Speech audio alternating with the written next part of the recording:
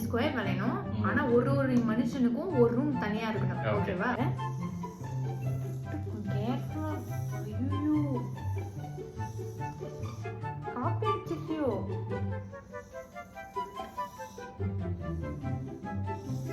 எங்க ஊர்ல இப்படி ஸ்கொயர் இருக்குமா?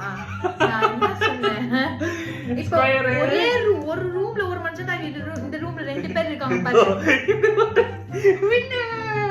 இந்த ஸ்கொயர் அவுட் நீ கூட ஸ்டார்ட் பண்ணும்போது சரி ஜெயிச்சிருவேன் இப்படி நானும் போட்டேன்.